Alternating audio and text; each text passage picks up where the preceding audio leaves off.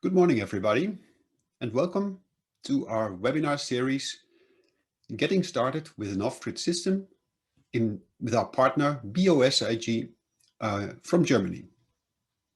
Today, this second part of the series of 3 will be on sizing, system sizing, and component selection.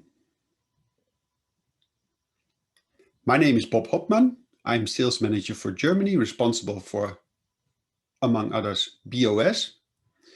And on the right, we have Jean Lepoidevin from BOS, who will explain today a lot about the system sizing. Some short introduction to our webinar. First of all, the audience will be muted, which means that if you have a question during the webinar, you can ask this in the questions and answer section, which you find down below. We don't use the chat. We don't use the raise hand, so please only select questions and answers. The webinar will be recorded, which means that you will have a possibility to have a look at it afterwards. Okay, let's get started.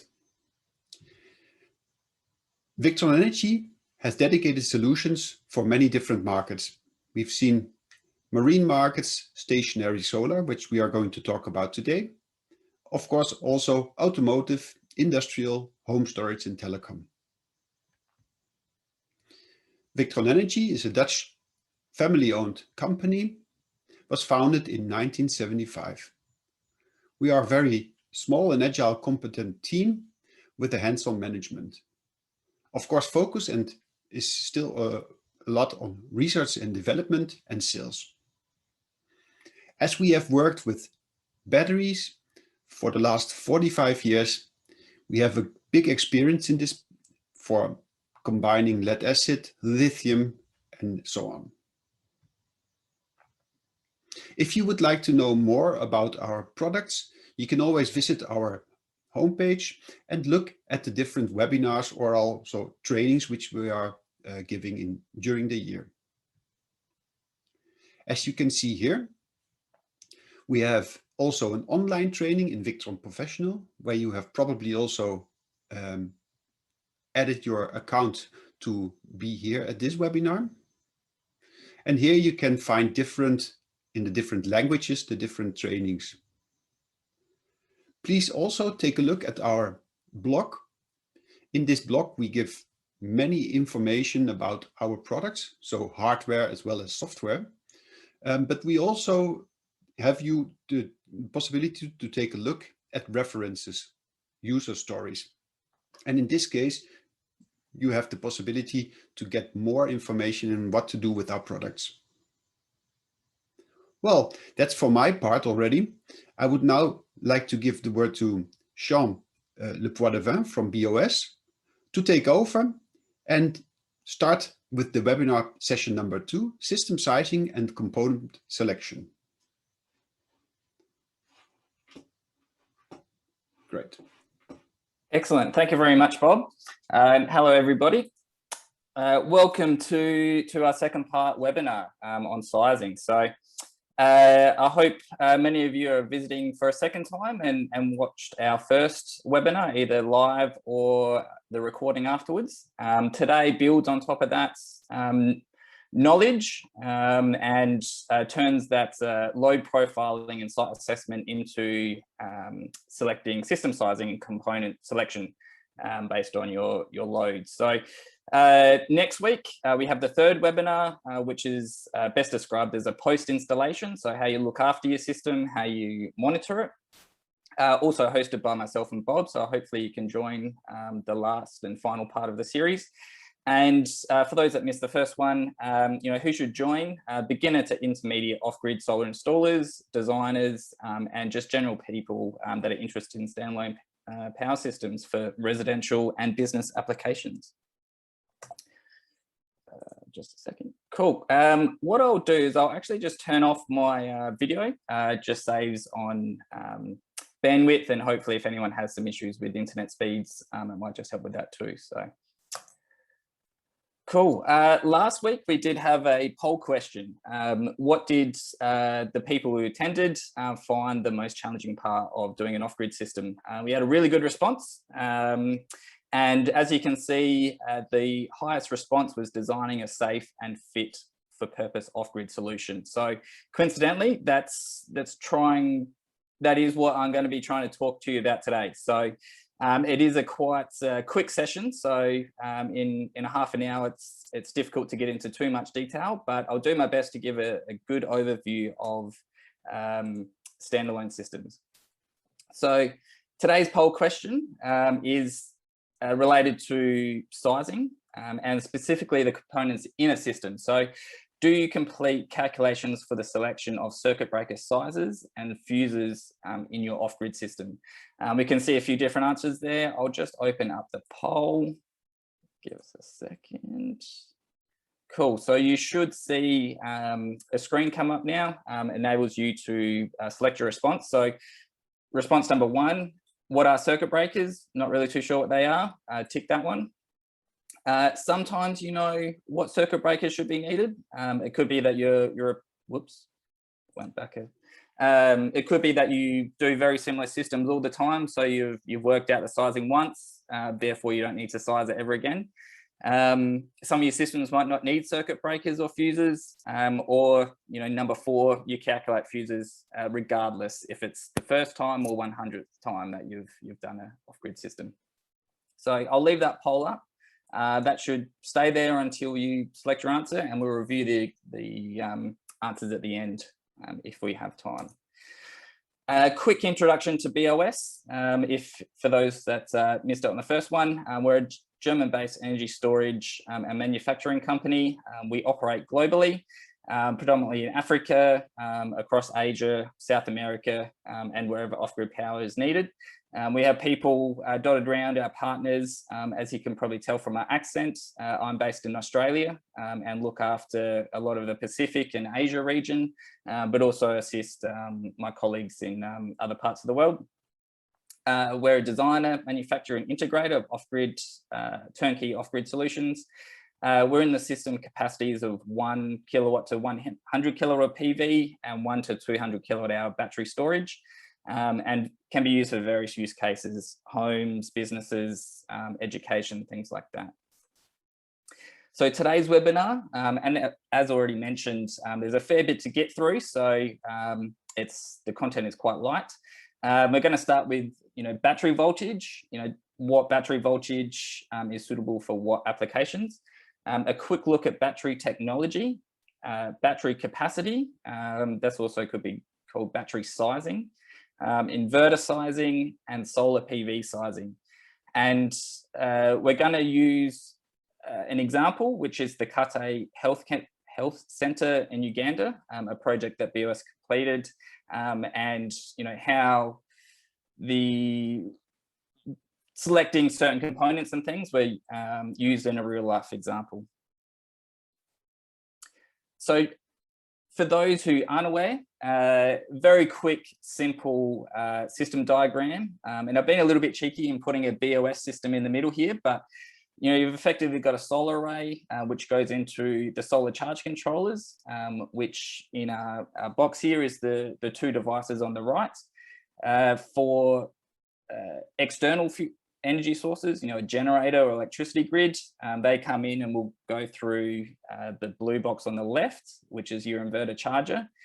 In the bottom, you have your battery storage, and then coming out of that box, which actually comes out of the large inverter charger on the left there, is your load. So yeah, one of the advantages of the BOS equipment is that we take all the Victron gear, put it into an enclosure all ready to go. So battery voltage selection.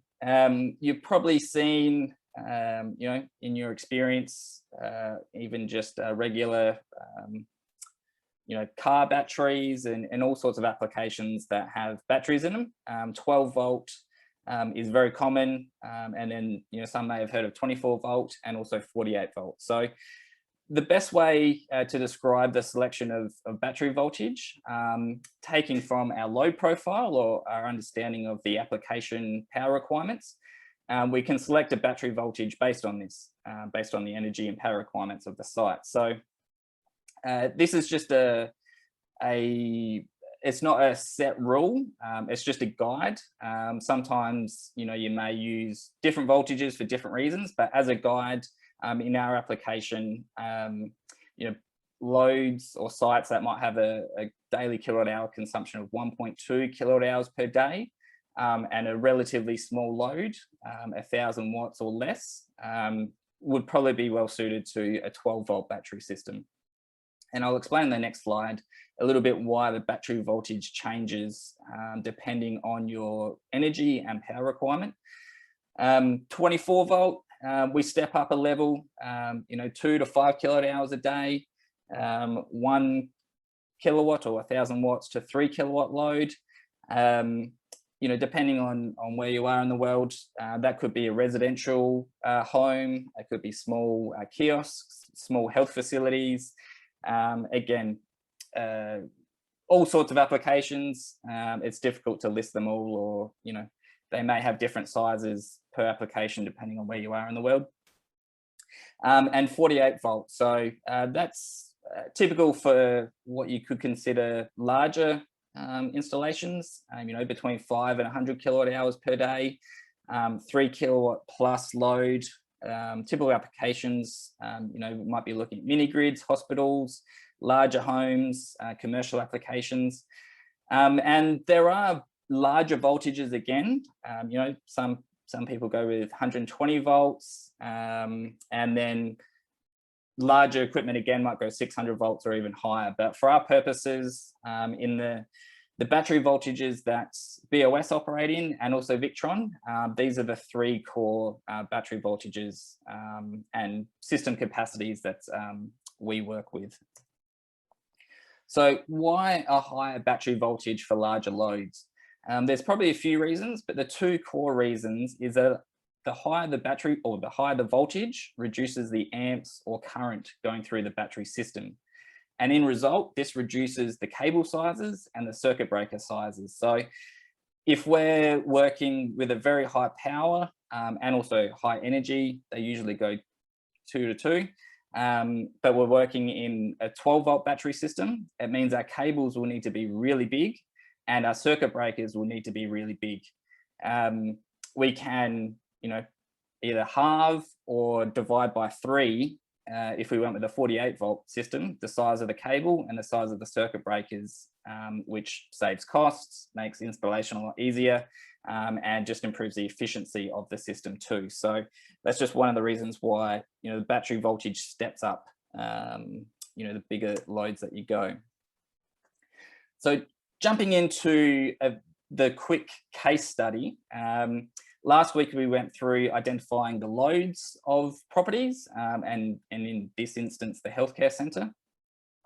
So I've just summarised the outputs of the load profiling that was completed at that site. So we estimated, with the client's help, that the daytime energy of the healthcare centre was 44 kilowatt hours.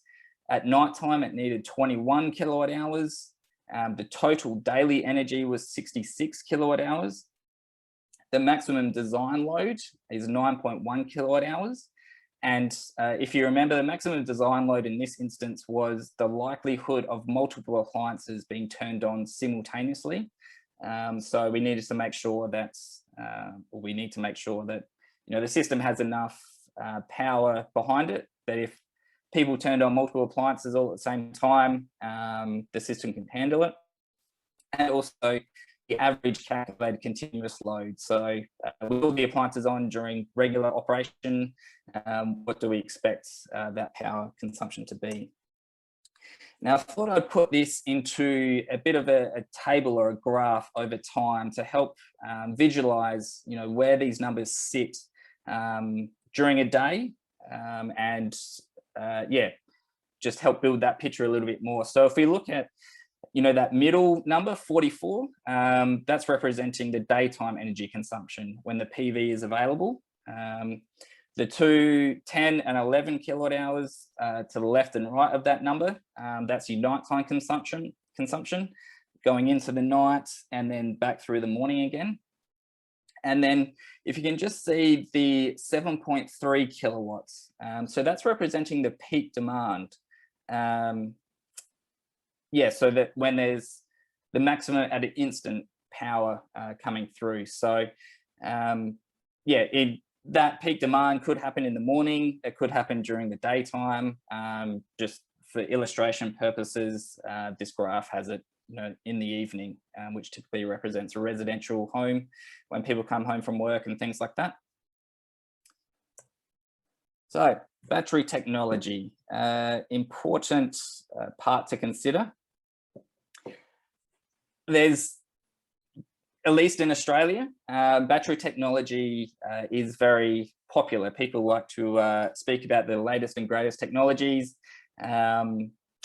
which is great. There's always a lot of development, but it's important to understand why a certain battery technology may be more suitable for an application opposed to others. The best way I can describe this is thinking about, each battery technology often has one or two key benefits to it. It might be really cheap or low cost, or it might not take up much footprint. It might last a long time, usable storage. It operates in various conditions, high temperatures, low temperatures, but it's often you don't see, or in fact, you don't see a technology that has every one of these benefits. Might have one or two. So, you might want something that's really cost competitive, but it's going to be really physically big, or it might not last a long time, or, there's always a trade-off. So just keep that in mind, that when you're looking at technologies, they might have some really great benefits, but what are the trade-offs?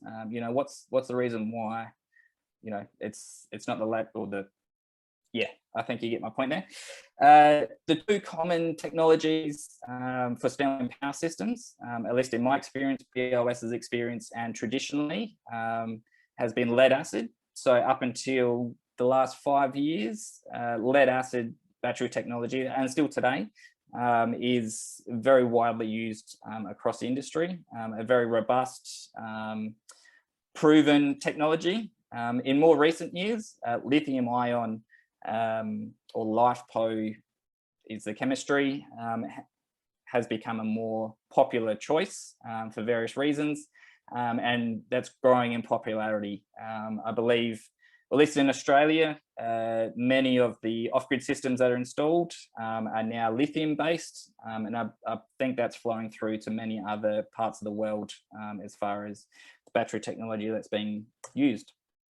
So the battery technology choice could be based on various factors, the lowest levelized cost of energy, how dense the batteries are, that relates to physical space, the need for high cycling, depth of discharge, autonomy or capacity, operating temperature, ability for maintenance, longevity, transport and installation, and product availability as well. That can sometimes be a challenge in today's market. I won't go through this graph, but I just wanted to give you an idea of the sort of number of things that you can use to compare batteries with. So there's lots of technical aspects to it. There's lots of various things to consider, and might give you an idea of lead acid, some other technologies, lithium ion, how quickly they can be charged, discharged, temperature ratings, and things like that. So my list by no means is exhaustive, and there's lots more detail you can go into comparing battery technologies on a technical level. For the healthcare centre, in our instance, we selected lithium technology. A few main reasons why this was the case was the available space. The installation of the equipment at the hospital didn't have a large equipment room or anywhere like that where we could, situate a large lead acid battery bank or alternative technology. So the compact nature of lithium meant that all the battery cells could fit in the enclosures, which was great, meant they were protected. Getting transportation to site. So the smaller weights and dimensions of the lithium batteries also meant transportation was much easier. And the depth of discharge. So lithium batteries can be discharged, 90% very deep without damaging their life expectancy. Alternatively, with lead acid, you really want to maintain a minimum 50% state of charge at all times. So battery capacity, an easy definition, it's the amount of battery storage available for use when there are no other energy inputs. The PV is not working, there's no generator, or you don't want to run the generator or grid. This autonomy or battery capacity can range from a few hours to a few days, depending on the application. Factors that can influence this autonomy. Is it a critical application? For example, a domestic household might need less autonomy than a hospital. Availability of alternative energy sources like a diesel generator or utility grid. So if there are no alternative energy sources, we might want to consider a larger battery capacity to ensure that we can ride through periods of poor weather or temporarily increased demand. And the final one is the size of the solar array connected to the battery bank. This can help, reach the speed of recharging the battery bank. Should it be flat, the next day, even if it's a bit cloudy, the solar is quite large and can still put in a good amount of energy into that battery bank, meaning that it goes into the next night relatively full and can supply the loads during the night. Some more factors to consider. Just one second. Each technology has a limitation on their depth of discharge. So that can often be, between 80, excuse me one second. Yeah. For lithium, we're looking at 80–90% depth of discharge. For lead acid, closer to 50. Just for your purposes there, lead acid, if we're discharging 60, 70, 80%, that means the longevity of your battery is going to be shortened. Whereas lithium, we can go up to the 80–90% and the life expectancy or the number of cycles you'll get out of that battery will remain the same. The total capacity versus usable capacity.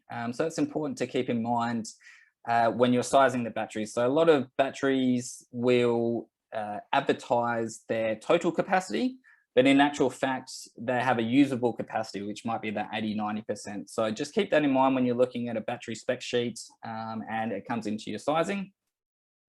Battery efficiency. So the stored energy or the energy put into a battery and then you discharge it isn't 100%. So typically for lithium, if you put in 100%, you'll be able to pull 95 out, and lead acid is much lower. And also charge acceptance is important to consider. So for example, lead acid batteries, when they get quite full, upwards of 85–90%, they won't accept much charge, which can be problematic in multiple ways. Whereas lithium can accept maximum amount of charge almost right up until they're 100% full, which is great for optimizing and maximizing your PV generation. When the PV is available, you want to be able to put as much of that into the batteries as quickly as possible. And reducing the amount the batteries can take can sometimes mean that you miss out on a bit of PV generation. And also temperature. So battery temperatures has an effect on the usable energy and the operation of the battery technology as well. So again, lead acid, the colder they are, the less usable energy you get out of them. To some extent, the same is the case for lithium, but not as much. And some batteries have operational temperature limits. So if it's really cold or really hot, they'll either shut off to protect themselves. So keep that in mind depending on your location. I'm running out of time already, but I'll try and speed it up. There's not too much more to go. So battery sizing calculation. So our nighttime load was 22 kilowatt hours a day. we're taking into account the depth of discharge of that we'll need to take into account when sizing our batteries, which is 90%. The battery efficiency, which was estimated at 95%. Just keep in mind, there's probably some other system efficiencies as well. We've only just taken into account the battery side of the efficiency there. And there's some calculations to build up our nighttime requirements. And then the battery capacity that we selected in our instance was 30 kilowatt hours. So a little bit like PV systems, you can't just select the exact amount of capacity you need. You need to work within the equipment capacities, and 30 kilowatt hours was just a nice round number, fitted perfectly with our equipment. What this meant was we had 1 night of autonomy. To some people that might not sound like much, especially if you're used to lead acid technology, but our justification for this was that we had really good solar generation all year round. So 120% of the estimated load was or is intended to be produced by the PV every single day of the year, even at the worst case. So that recharges our batteries quickly. We did have a backup generator should we not get enough solar or we needed a bit of extra power. And we also incorporated load optimization and also SOC-based load control of priority circuits. So that meant if the batteries were getting low, we could turn off non-priority or non-critical circuits and leave lights on and critical hospital healthcare equipment as well. So that's our justification for that amount of storage. Inverter sizing, it delivers AC 230 volt AC output to the loads. We want to size this equipment to match the continuous load requirements. Factors for consideration, surges and peak loads, again, operating temperature, load growth. So what that means is, if we install it today, is in a year or 2 years time, are we expecting the load to grow? More people are going to move into the house, the healthcare center is going to get bigger, we're going to put in new appliances. Make sure you're thinking of that in advance. Do we need single or 3-phase? External energy sources, and how we want to monitor and control it as well. So similar to the previous slide, continuous loads were calculated at 7.3, our peak loads 9.1. Surge, we didn't have enough information to detail and calculate our surge, so we just estimated it. It was a 3-phase requirement. In this instance, this meant that we selected 12 kilowatts of continuous output and 30 kilowatt peak surge. Again, this sort of aligned with the availability of certain capacities of equipment. So Victron have a 3 kVA inverter charger, which would have potentially been okay, but we wanted to make sure that there was enough capacity there for the future, and the cost difference between a 3 and 5 kVA units in the scheme of the project was relatively minimal. Our last topic, solar array sizing.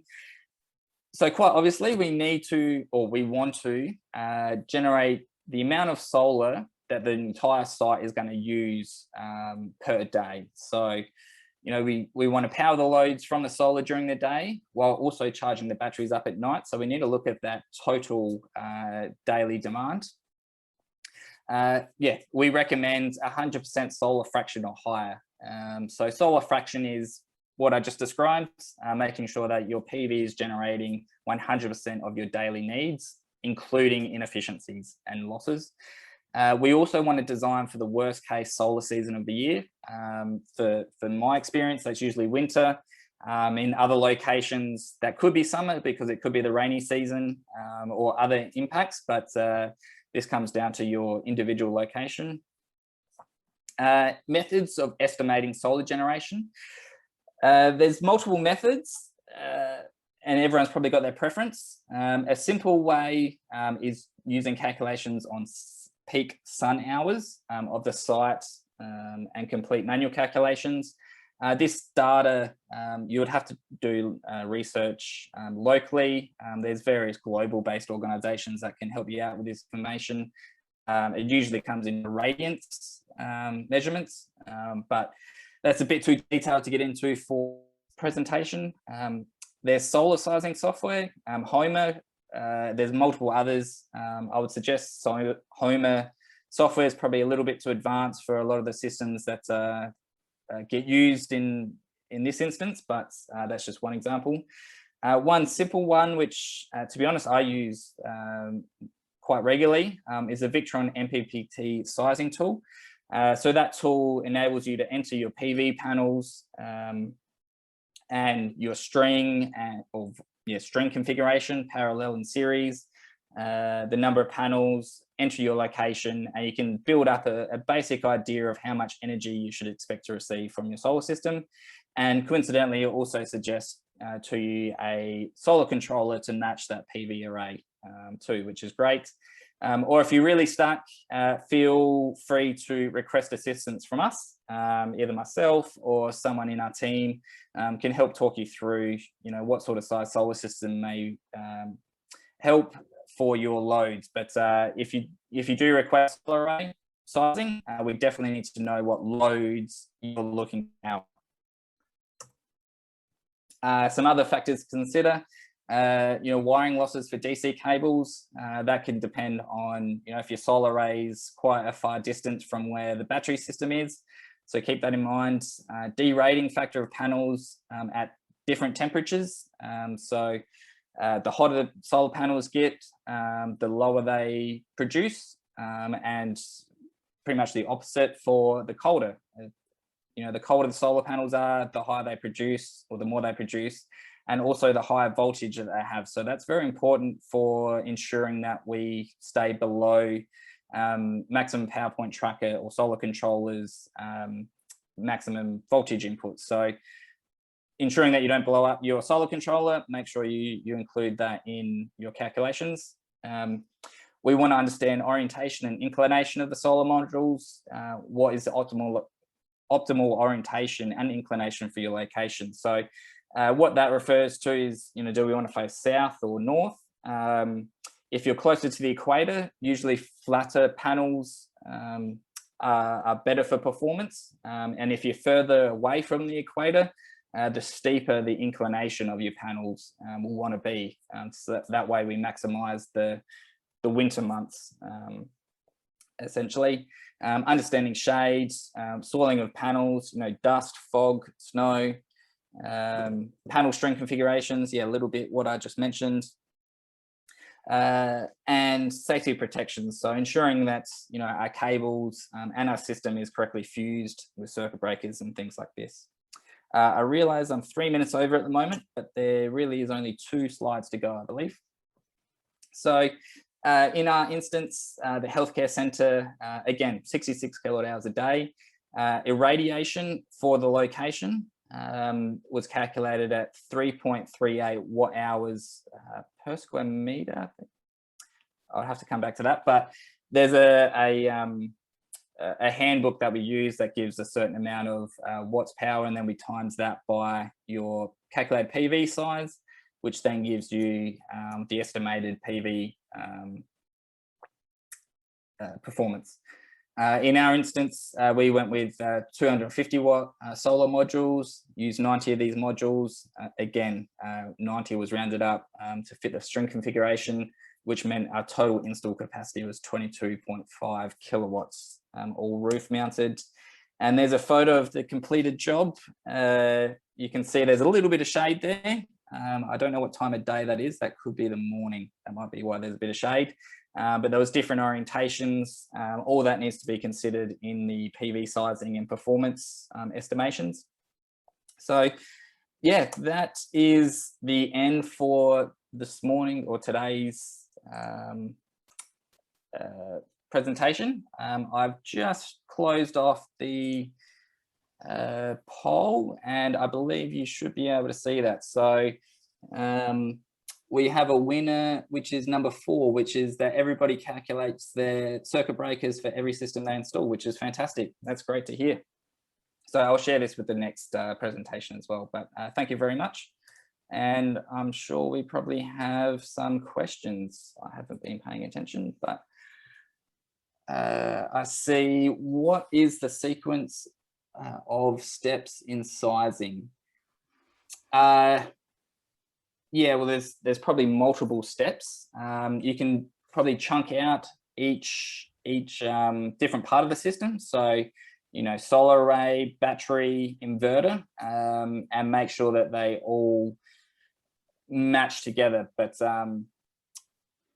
yeah, probably your battery sizing is where you want to start, and then maybe your solar, and then maybe your inverter.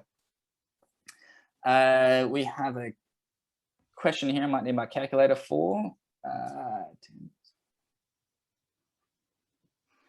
Have I got my numbers wrong? Maybe it should be 11 plus 44 plus 11 equals 66. Yep, my mistake there. Thanks for picking that up. And yeah, total energy needed. So yeah, thank you very much. Any other questions, feel free to send them through. You can always send me an email. Yeah, one last question has popped up. How is temperature in the battery inverter container regulated? So I'm sure that's meaning the BOS enclosures. In that instance, there are temperature activated fans at the bottom of the enclosure, which activate when the measured temperature of the batteries or the equipment is above our set temperatures, and that activates the fan and that circulates the air through. There is no active cooling, so there is no air conditioner or anything actively cooling the air. We're simply circulating the ambient temperature through the enclosure. That's part of the reason why we recommend that the enclosure is installed in a shaded position, out of direct sunlight, and has good ventilation, so we can maximize that. So hopefully that answers your question, Kennedy. Thank you. Back to you, Bob. Well, Sean, thank you very, very much for this impressive presentation. You did quite a good job to do this in only half an hour, explaining all the topics for system sizing and component selection. Yeah, like I said, thank you very much. And of course, I hope all the attendees also have had a good session today. The information will be available afterwards in your Victron professional account, so you can see your presentation over there, and we will also have an availability of looking at the video information. I hope everybody will attend also the third part next week, where Sean will be discussing monitoring and maintaining the system. This is of course one of the most important things if you want to have your system to run for a long time. If there are any questions in between, just ask them. You can send us an email, and hopefully we can answer them questions as fast as possible. There's one question coming in. I think this one is also for Sean, maybe. I will just ask it. If one of the solar panels on the array has a cracked glass, but still measures the output voltage as on the data sheet, is it recommended to remove or replace it? Yeah. Oh, yeah, sorry. I can respond to that. Okay. Typically, I would say yes. If there's cracked glass, if it's still producing, that's good. But eventually, it is going to, you know, get water ingress into the panel. It could crack the cell and various other issues. So if it's still performing, that's great. But I would encourage to try and replace it or get, yeah, depending on what caused the crack in the first instance. But yeah, it could also be a safety issue too, if water's getting in there with electrical stuff. But yeah, thank you. Okay. Well, we still have some time, of course, so a couple of minutes is no problem at all. If there are any other questions, we can ask them. You can ask them right away, and then we can answer them. If not, like I said, we are open for questions also through email. And if there are no more questions coming, then I would thank you all for attending, and hopefully we will see you next week during the third part of our sessions on webinars. Thank you very much.